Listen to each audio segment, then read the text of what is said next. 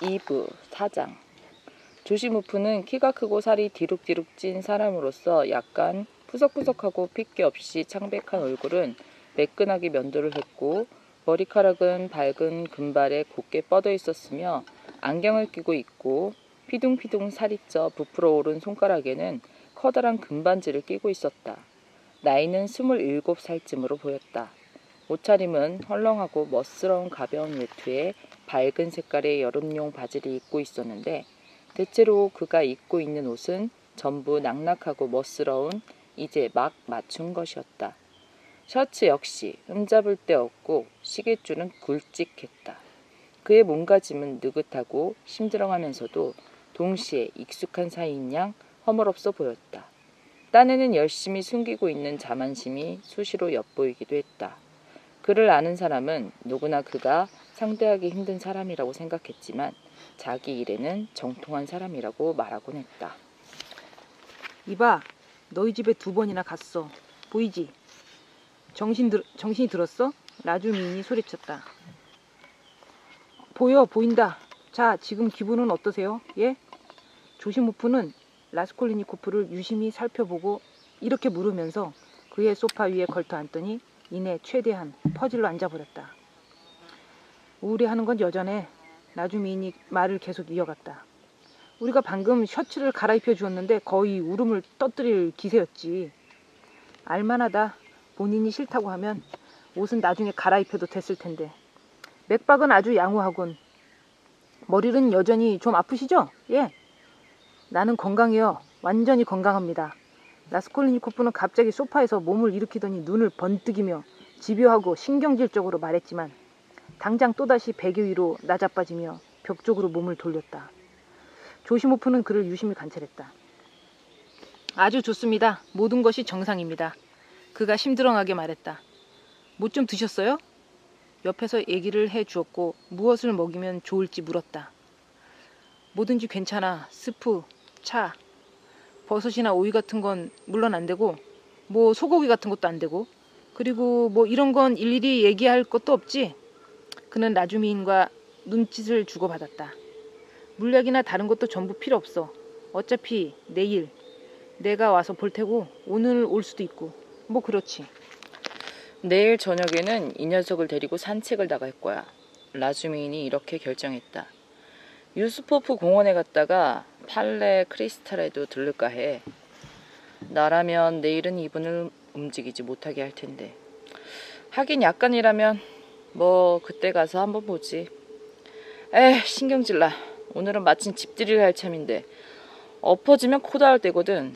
이 녀석도 오면 좋으련만. 하다못해 소파에 누워있더라도 우리랑 함께하면 좋잖아. 너는 올 거지? 갑자기 라주민이 조시모프에게 물었다. 이봐, 잊으면 안 돼. 약속했잖아. 알았어. 늦게라도 갈게. 그래, 뭘 좀 차려놨어? 별거 있겠어. 차, 보드카, 청어 정도지. 피로그는 나올 거야. 우리끼리만 모이는 거니까.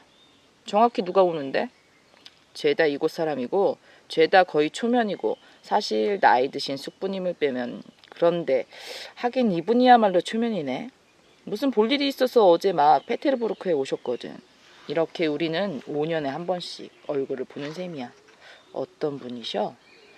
평생을 총구석에서 우체국장을 하며 세워라 내워라 하다가 연금을 받고 있는 이 65살이고 별로 내세울 것도 없어.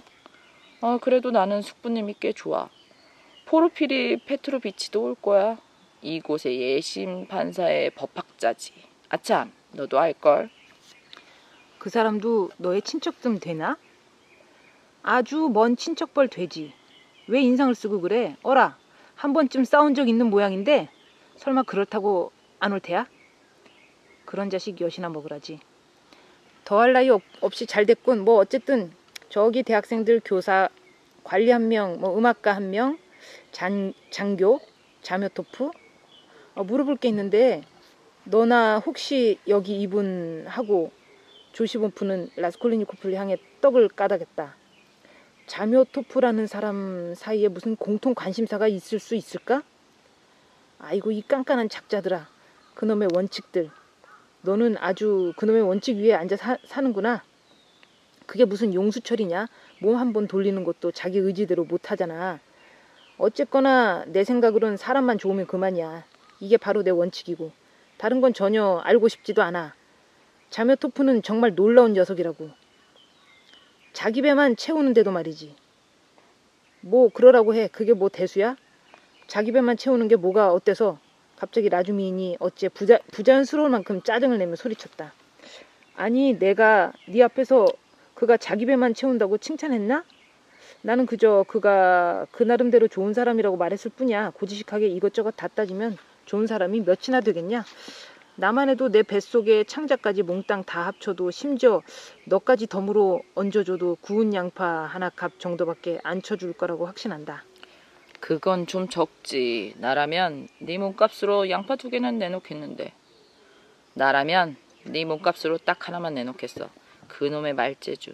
좀 더 부려보시지. 자묘토프는 아직 풋내기라서 나는 그 녀석의 머리카락을 살짝 잡아당길 거야. 그 녀석은 내칠 것이 아니라 끌어당겨야 하거든. 사람을 내쳐서는 고칠 수가 없어. 풋내기는 더욱더 그렇지. 풋내기라면 2배는 더 신중하게 다뤄야 된다고. 에이, 너희들 진보적인 멍텅구리들은 아무것도 못 알아먹지. 사람을 존경하지도 않고 괜히 자기 성질이나 도두고. 내가 정 그러면 말이야. 사실 우리 사이에는 공통 관심사가 하나 생겼어. 뭔지 궁금한걸? 전부 칠장이, 즉 페인트 공예에 관한 일인데 우리가 그를 구해낼 거야. 하긴 이제는 별로 큰일도 아니지만 사건이 이제는 아주 명백하거든. 우리는 그냥 김만 좀 씌워주면 돼. 페인트 공이라니 그건 또 무슨 소리야? 아 이런, 내가 얘기 안 했나? 설마? 아 맞다. 앞부분 좀 얘기해줬구나. 그러니까 노파살인 사건 말인데 전당포 일을 하던 관리 미망인 뭐 여기에 지금 페인트 공이 연루됐고. 그 살인 사건이라면 네가 말을 꺼내기 전에 들었고 심지어 얼마가는 관심도 있고 그럴 계기가 또 있어서 말이야. 신문에서도 읽었지. 한데 리자베타도 죽였어. 갑자기 나스타시아가 라스콜리니코프를 보며 입을 열었다. 그녀는 줄곧 방 안에 남아 문 옆에 바싹 붙은 채 얘기를 듣고 있었다. 리자베타라고? 라스콜리니코프가 들릴락말락한 소리로 중얼거렸다. 아 리자베타라고 헌옷 같은 거 팔던 여자 몰라? 여기 아래층에도 덜어 왔는데 학생 그 루바도 수선해줬던걸? 라스콜리니코프는 벽 쪽으로 돌아누워 하얀 꽃무늬가 그려진 더럽고 신누런 벽지에서 무슨 갈색 선이 들어간 못생긴 하얀 꽃송이를 골라 잎이 몇 장 되는지, 잎 가장자리에 톱니무늬가 어떤 모양인지, 잎맥은 또 몇 개가 되는지 살펴보기 시작했다. 팔다리가 마비된 것처럼 저려오는 것을 느꼈지만 몸이 달싹여 볼 생각도 하지 않고 고집스레 그 꽃만 응시했다. 그래서 페인트공은 어떻게 됐다는 거야? 어쩐지 유달리 못마땅해 하며 조시모프가 나스타시아를 수다로 가로막았다. 상대는 한숨을 내쉬며 입을 닫았다. 아 그자도 살인자 용의자 명단에 들어갔지 뭐. 라주민이 열어올리며 말을 이어갔다. 무슨 증거라도 있나? 아니 증거는 무슨. 하긴 정확히 증거에 따른 것이라고는 하지만 그 증거가 증거도 뭣도 아니니까 그걸 증명할 필요가 있는 거지. 이건 정확히 일단은 사람을 잡아다 놓고 혐의를 추궁하는 식인데, 아 그러니까 그 사람들 이름이 뭐더라? 아 그래, 코흐와 페스트리아코프 말이야. 쳇, 일이 죄다 어찌나 등신같이 돌아가는지. 아무리 남일이라지만 영 추잡해지고 있어. 페스트리아코프라면 오늘 우리 집에 올지도 몰라. 아 그나저나 로자, 너도 알겠구나. 내가 병이 나기 전인데 경찰서에서 막 그 얘기가 나왔을 때 졸도를 했잖아. 바로 그 전날 저녁에 일어난 사건이거든. 조시모프는 호기심에 찬 눈으로 라스콜니코프를 바라보았다. 상대방은 꿈쩍도 하지 않았다. 이봐 라주민, 이거 알아? 이제 보니 너란 녀석은 오지랖이 정말 넓다. 조시모프가 한 소리 했다.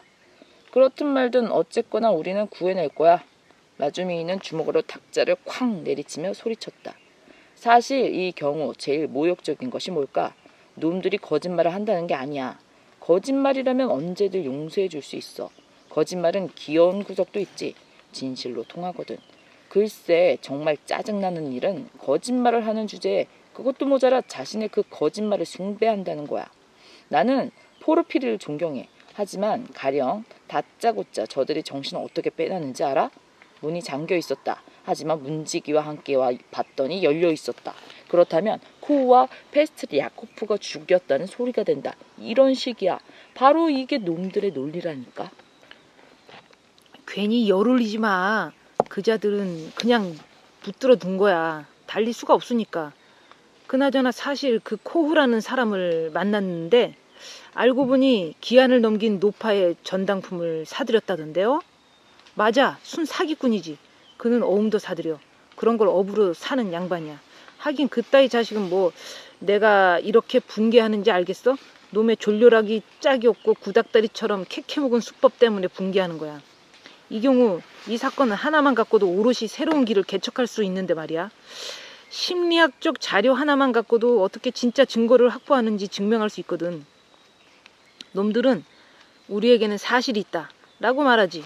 하지만 사실이 전부는 아니야. 적어도 일의 절반은 그 사실을 다루는 솜씨에 있다고. 뭐 그럼 넌 사실을 다룰 줄 알아? 아니, 일에 도움을 줄 수 있으리라는 느낌이 드는데 그것도 손의 감촉으로 느껴지는. 잠자코 있을 수만은 없잖아. 만약 어휴 이 사건 자세히 알고 있어? 아니, 그래서 페인트공 얘기를 기다리는 중이야. 아 참 그렇지. 그럼 얘기를 쭉 들어봐. 살인사건이 있은 지 정확히 사흘째 되는 날 놈들이 거기서 아침녘까지 계속 코후와 페스트리아코프를 족치고 있을 때 이자들이 자기들의 일거수일투족을 다 증명했고 누가 봐도 명백히 결백한데 말이야. 갑자기 뜻밖의 사실이 드러났지 뭐야. 두시킨인가 하는 그 건물 맞은편에 선술집 경영하는 웬 남자가 경찰서에 나타나서는 금기고리가 든 보석함을 내놓으며 소설 한 편을 쓰는 거야. 그저께 저녁 8시가 막 지날 무렵 그 사건, 그 날짜, 그 시간이야. 귀에 쏙 들어오지? 페인트공으로 일하는 미콜라이 녀석이 금기고리를 들고 달려왔는데요. 그 전에도 저희 주점에 드나들던 녀석인데 하여튼 저는 금기고리랑 보석이 든 상자를 갖고 와서 그걸 담보로 2루블만 빌려달라고 부탁했어요. 어디서 났냐고 물었더니 길바닥에서 주웠다고만 하더라고요. 저는 그건 더 캐묻지 않고 이건 뒤시키니 하는 말이야. 그에게 지폐 한 장, 즉 1루블을 내주었는데요. 그가 안 줘도 어차피 다른 사람에게라도 잡혀서 술퍼 마실 테니까 뭐 물건이나 제 집에 있는 게 낫겠다 생각했기 때문이죠. 물론 물건을 멀리 둘수록 빨리 집을 수 있다는 말도 있고 뭐 무슨 낌새가 있거나 소문이 들리면 당장 대령하자 하고요. 뭐 물론 뜬구름 잡는 소리에 말처럼 거짓말 해댔던 것인데 나도 이 뒤시킨이라는 작자를 좀 알지만 워낙 돈놀이나 하며 작물을 슬쩍하는 놈이고 그 30루블짜리 물건을 미콜라이한테 싹 가로챈 것도 대령하기 위해서가 아니었어. 그냥 겁을 집어먹은 거지. 뭐 제기랄. 어쨌든 간에 들어봐. 뒤시킨이 계속 뭐라고 말하는지. 저 농부 출신이 미콜라이 제먼치에프와는 뭐 어릴 적부터 아는 사이인데 같은 도에 같은 군. 그러니까 라잔의 자라이스크 군 출신이거든요. 미콜라이는 주정뱅이 수준은 아니지만 더러 뭐 술을 퍼대는데 문제 그 집에서 미트레이와 함께 페인트 칠을 하는 일을 하고 있는 그 미트레이와 동양이라는 것도 우리는 알고 있죠. 그 녀석은 지폐를 받자마자 당장 동전으로 바꿔서 연거푸 2잔을 마신 다음에 잔돈을 갖고 나갔는데요. 그 시각에는 미트레이와 함께 있지 않았어요. 그 다음날 저는 알류나 이바노브나 그분의 여동생인 리자베타 이바노브나가 도끼에 맞아 죽었다는 소문을 들었는데요. 그분들과 아는 사이이기도 했거니와 당장에 그 귀걸이가 수상쩍다는 생각이 들었어요. 고인의 물건을 잡고 돈을 빌려준다는 것을 알고 있었으니까요. 저는 그 집에 가서 조심스럽게 혼자 살금살금 알아보다가 다짜고짜 미콜라이가 여기 있나 하고 물었죠. 그러자 미콜라이는 실컷 놀다가 새벽녘에야 술 취해 돌아왔고 이 집에 10분쯤 있다가 또다시 나갔고 그러고 나서는 그를 보지 못했고 일도 혼자서 마감하는 중이라고 말하더군요. 그들의 일터는 그 죽은 분들이 살던 곳과 같은 계단을 쓰는 데다가 2층에 있습니다. 이런 얘기를 다 듣고서도 그때는 아무 얘기도 아무것도 털어놓지 않았고, 이건 뒤시키네 말이야. 살인사건에 관해 최대한 모든 것을 다 알아내고서도 여전히 똑같은 의심에 사로잡힌 채 집으로 돌아왔습니다. 그런데 오늘 아침 8시에, 다시 말해 이것은 사흘째 되는 날인데 알겠지? 보니까 미콜라이가 우리 술집으로 들어와서 왔는데 완전히 말짱한 정신은 아니지만 그렇다고 곤드레만드레 취한 것도 아니어서 말귀는 알아먹겠더라고요. 녀석은 의자 앉더니 입을 꾹 다물고 있었어요. 술집에는 그때 이 녀석 말고는 기껏해야 아무 상관없는 사람이 한 명 있었고, 또 다른 한 명은 원래 아는 사이인데 의자에서 자고 있었고, 나머지는 제가 부르는 소년 둘이었지요. 미트레이 봤나? 하고 내가 물었지요. 아니 못 봤어요 하더군요.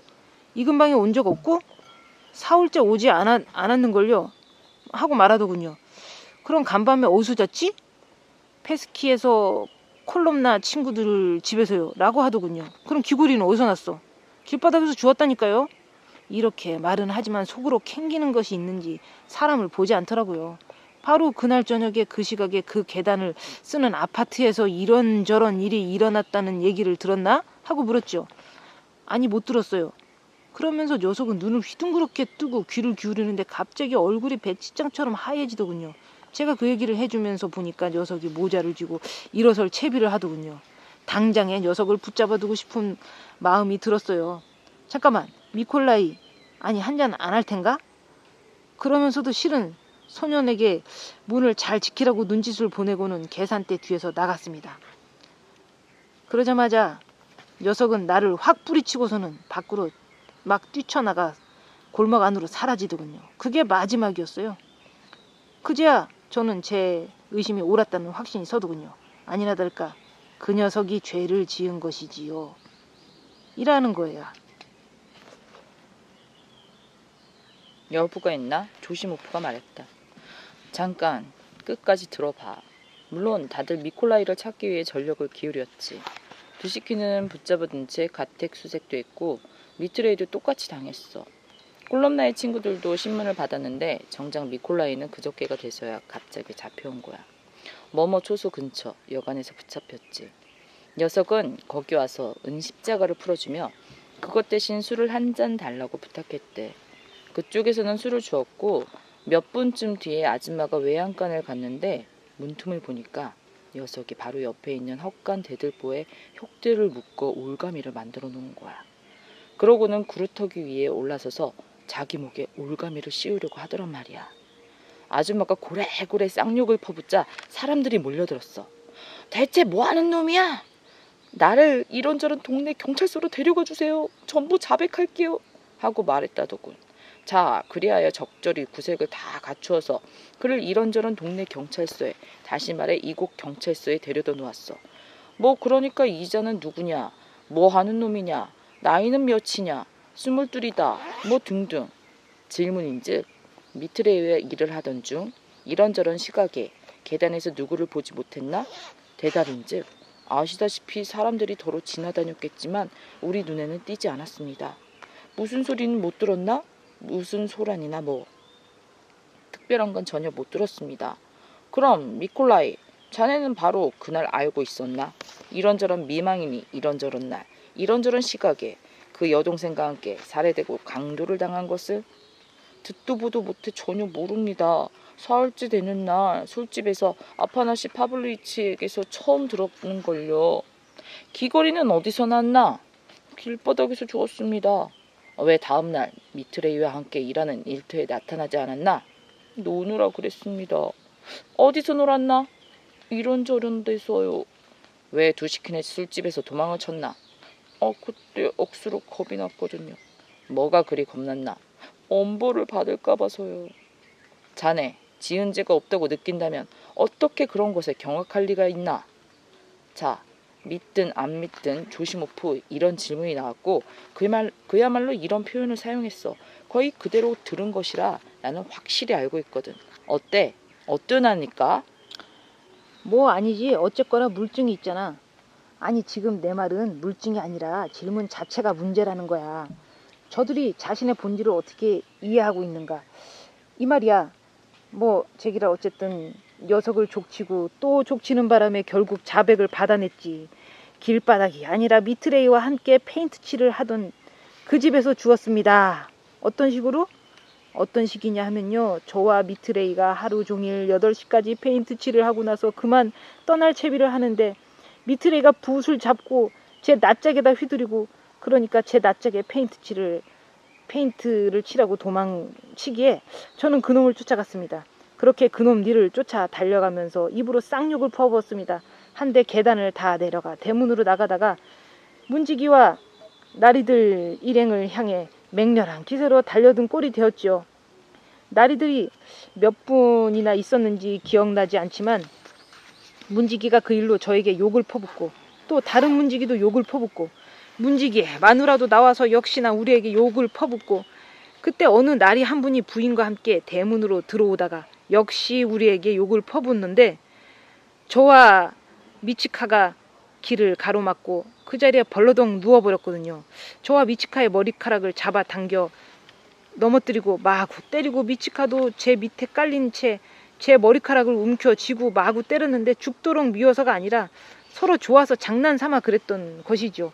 그러고 나서 미치카는 저한테 풀려나 거리로 달려나갔고 저는 녀석을 따라 달렸지만 따라잡지 못해서 혼자서는 그냥 집으로 돌아왔어요. 뒷정리를 해야 했거든요. 주섬주섬 정리를 하며 미트레이가 곧 오겠거니 생각하고 기다렸습니다. 그러던 중 현관문 옆에 벽 뒤쪽 구석에 상자를 밟은 것이죠. 보니까 상자는 종이에 쌓여 있었습니다. 종이를 끌어보니 아주 자그마한 걸쇠가 있기에 그것을 젖혔더니 어렵소?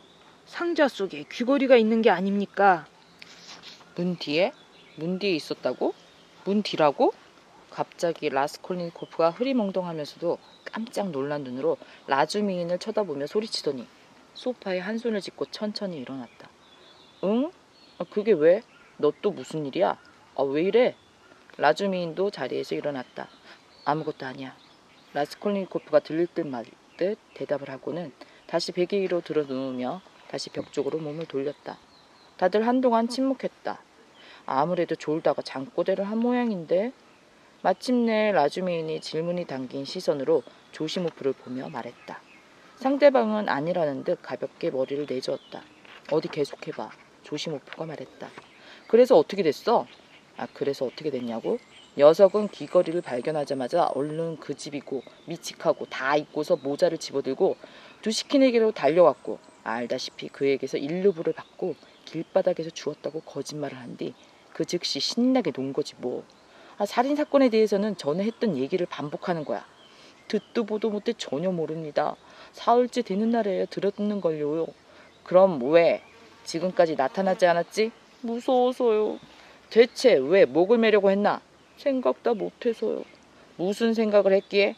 엄벌을 받을지도 모른다 싶어서요. 뭐 이게 사건의 전말이야. 이제 어떻게 생각해? 놈들이 여기서 어떤 결론을 도출했을 것 같아? 아니 생각하고 자시고 할 게 뭐 있어. 어쨌거나 증거가 있는 걸. 엄연한 사실이잖아. 네가 말한 그 페인트 공을 당장 풀어줄 순 없지 않겠어? 놈들은 지금 녀석을 대놓고 살인자로 취급하고 있다니까. 추구에 의심도 하지 않고. 거짓말도 참 잘한다. 괜히 열이 나올 리가. 그럼 그 귀걸이는? 너도 동의하겠지만 바로 그날 그 시각에 귀걸이가 노파의 트렁크에서 니콜라이의 손에 떨어졌다면 그것이 어떤 식으로든 그의 손에 떨어졌다는 소리 아니겠어? 너도 동의하지? 이만 해도 이런 류의 심리 작업에서는 적지 않은 성과지. 어떻게 녀석의 손에서 떨어졌냐고? 어떻게 떨어졌을까? 라고 라주민이 소리쳤다. 정말로 넌 무엇보다도 인간을 연구해야 할 의무가 있고 인간의 본성을 연구할 기회가 누구보다 많은 의사인데 그런데도 정말 이 모든 자료를 놓고 볼 때 이 니콜라이라는 녀석의 어떤 본성을 가진 자인지 모르겠다는 말이야? 녀석이 신문에서 내놓은 진술이 전부 신성한 진실이라는 것을 정말로 척 보면 모르겠어? 정확히 녀석이 진술한 그 방식대로 녀석의 손에 떨어졌을 걸. 상자를 밟았고 그냥 죽은 거라고. 신성한 진실이라니. 하지만 자기 입으로 처음부터 거짓말을 했다고 자백했잖아. 내 말 좀 들어봐. 주의 깊게 들어보라고. 문지기도, 코후도, 페스트리아코프도, 다른 문지기도, 첫 번째 문지기 아내도, 그때 문지기 방에 있었던 소시민 여자도, 마침 그 순간에 마차에서 내려 부인과 손을 잡고 대문에 들어서던 7등간 크류코프도, 전부 8명 혹은 10명 증인이 다 이구동성으로 니콜라이가 드미트리의 땅바닥에 눌러놓고 그 위에 드러누워서 그를 마구 때렸다고. 또 상대도 그의 머리카락을 움켜쥐고 역시나 마구 때렸다고 진술하고 있어. 그들은 길 한복판에 드러누워 통행을 막고 있었던 거야. 사방에서 욕이 쏟아지는데도 애들처럼 엎치락 뒤치락 막 꽥꽥 소리 지르고 서로 치고받고 깔깔 웃고 둘이 아주 웃긴 낯짝을 한 채 앞다투어 웃다가 영락없이 아이들처럼 서로 따라잡으려고 거리로 달려나갔다. 그 거라는 거지. 잘 들었어? 이제 똑똑히 유념해도 위층에서는 시체들이 아직도 온기가 남아있는 상태로 발견됐어. 듣고 있냐고. 온기가 가시지도 않았단 말이야. 만약 그들이 죽인 것이라면 혹시 살인은 니콜라이 혼자만 하고 그러고서 트렁크를 부수고 물건 훔치는 일은 둘이 했거나 뭐 어쨌든 훔치는데 동조만 했다면 딱 한 가지 질문을 던져봐. 즉 이처럼 대문 밑에서 꽥꽥 소리 지르고 깔깔 웃고 애들처럼 치고받고 할 만한 기분 상태가 도끼니 피니 악랄한 잔깨니 용의주도함이니 강도질이니 하는 것과 어울리냐는 말이야. 방금 기껏해야 5분 내지 10분 전에 사람 죽여놓고선 갑자기 시체들을 내팽개치고 아파트 문도 활짝 열어둔 채로 지금 막 사람들이 그곳을 올라갔다는 걸 뻔히 알고 있는데도 손에 놓은 물건 내팽개치고 애들처럼 길바닥에서 뒹굴고 깔깔 웃으면서 온갖 사람들의 주의를 끌만한 짓을 하다니. 더군다나 이 일에 대해서 10명의 증인이 이구동성으로 말하는데. 물론 이상한 일이지. 당연히 있을 수 없는 일이지. 하지만 아니 이봐. 하지만이 아니라 만약 그날 그 시각에 니콜라이의 손에 들어온 귀걸이가 정말로 그에게 불리한 중대한 사실상의 물증이 된다면 그나마도 그의 증언을 통해 곧장 설명되고 고로 아직은 논란의 여지가 있는 물증이지만 무죄를 증명할 사실들도 고려해야만 해. 하물며 그것이 반박의 여지가 없는 사실이니까 더더욱 그렇지. 네 생각은 어때? 우리 법률의 특성상 저들이 이런 사실을 오로지 심리적인 불가능성과 기분 상태에만 근거를 둔 사실인데 말이야. 기소를 가능케 하는 물질적 사실들을 전부 뒤엎는 반박의 여지가 없는 사실로 받아들일까? 혹은 받아들일 능력이 있을까? 아니, 받아들이지 않을 거야. 상자가 발견되었고 그 사람은 목을 매려고 했다? 자기가 죄를 지었다고 느끼지 않는다면 이건 있을 수 없는 일이니까. 라고 하면서 받아들이지 않을 거라고. 이거야말로 어마어마한 문제야. 이러니 내가 열을 안 낼 수 있냐? 좀 이해해줘. 네가 열을 내는 건 나도 알겠어. 잠깐만, 깜빡하고 안 물어본 게 있는데 그 귀걸이 상자가 정말로 노파의 트렁크에서 나왔다는 것을 어떻게 증명이 됐지? 그건 말이야. 라주미인이 얼굴을 찌푸리며 내키지 않는다는 듯 말했다. 코후가 물건을 알아보고 그 주인이 누구인지를 가르쳐 주었고 그자는 자기 물건이 틀림없다고 확실히 증언했어. 안 좋군. 그럼 한 가지 더 물어보자. 코우와 페스트리아코프가 2층으로 올라갔을 때 누구 니콜라이를 본 사람은 없어. 이 점은 어떻게 증명할 수 없는 거야? 바로 그게 문제야. 아무도 못 봤대. 라주미인이 짜증을 내며 대답했다. 참 고약하게 됐지. 코우와 페스트리아코프조차도 위층으로 올라갈 때 그들이 있는지 없는지 못 봤대.